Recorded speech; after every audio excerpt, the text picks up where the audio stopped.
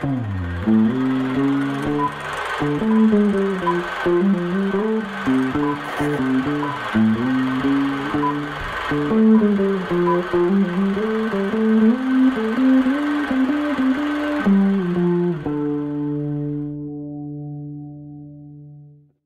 gros cookie.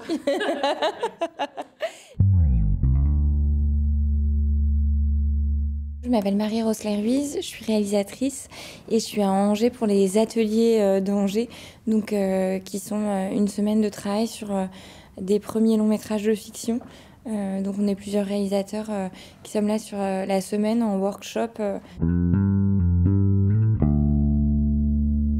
Le film s'appelle Authentiques et c'est un récit initiatique qui suit le parcours d'une jeune femme de 17 ans qui s'appelle Audrey et qui est en terminale, qui habite à Lens dans un milieu assez précaire et qui, par ses capacités scolaires, a la possibilité de voilà, passer des concours d'école et donc de pouvoir croire qu'elle va peut-être, si elle réussit ses concours cette année, etc., s'échapper. Et donc elle est à Paris ou ailleurs, faire une grande école, etc.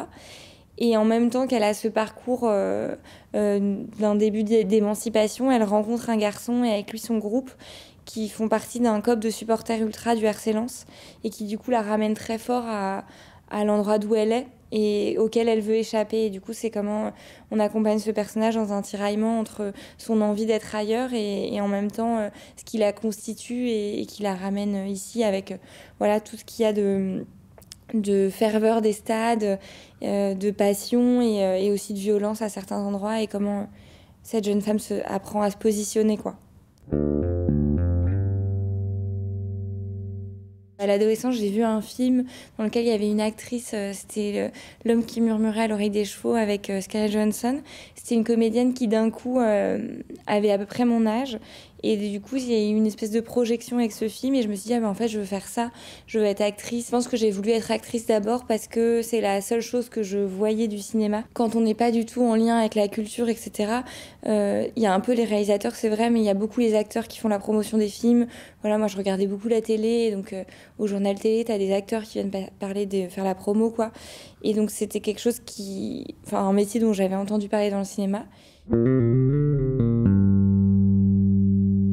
Il y a eu un déclic, c'est que assez personnel, enfin il y a eu un drame proche et je savais pas comment transformer ça et comme j'écrivais beaucoup mais des choses pour moi, etc., je me suis dit il y a peut-être quelque chose à écrire et comme je jouais par-ci par-là, petit à petit ça s'est transformé en désir de mise en scène, ouais. Mais ça n'a pas été un événement précis, ça a été vraiment un peu une réflexion sur une durée, quoi. Il y a une forme de logique professionnelle aussi. On vit difficilement du court-métrage. Mais je pense qu'à un moment, on arrive aussi à avoir... Enfin, on a envie de raconter des histoires plus amples. Voilà, c'est vrai que j'ai un peu envie de raconter des récits plus vastes, je crois. Alors moi, le festival Premier Plan, oui, j'étais venue il y a 4 ans avec mon premier court-métrage. Et c'était super. Après, j'avais passé beaucoup de temps au Dublin, donc mes souvenirs sont, je dois dire, pardon, un peu flous. Donc je me rappelle de la convivialité. Mais non, c'est un super festival, hein, au-delà de la blague sur le Dublin. C'est un festival qui est reconnu en court-métrage, en l'émergence et même en long-métrage. Et donc avoir un court-métrage à Premier Plan dans un début de carrière de réalisateur, c'est important. C'est pas le seul festival en France, mais ça fait partie des festivals voilà, où on sait qu'il y a une exigence, des choses qui se passent. Et du coup, moi, j'avais été assez fière que mon film soit là. Et puis les salles sont pleines. C'est pas le cas de tous les festivals. Il y a une vraie vie de festival. C'est assez chouette.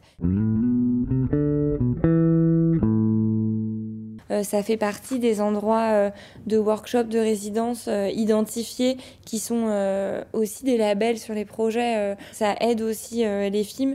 Et puis moi, j'avais envie de le faire parce que je pense que c'est important de confronter son travail d'écriture à des regards extérieurs et que je trouve le principe des ateliers que je n'ai pas vu ailleurs en tout cas, c'est que du coup il y a des réalisateurs et des professionnels qui sont pas à l'endroit de l'écriture, qui viennent aussi à un moment questionner le projet, réfléchir à sa fabrication. Je trouve que sur des films, on espère en tout cas en fin d'écriture, pour passer les dernières étapes avant le financement. C'est hyper précieux de pouvoir parler avec des gens qui sont des collaborateurs pratiques aussi sur des tournages, et de pas être juste coaché sur l'écriture, parce qu'un scénario, c'est pas de la littérature, et du coup, je trouve que c'est voilà, ce que proposent les ateliers d'Angers avec ça, c'est hyper précieux. Le gros cookie.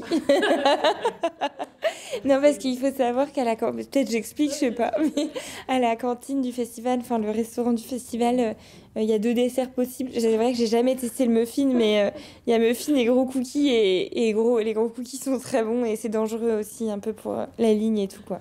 Mais bon, on s'en fout.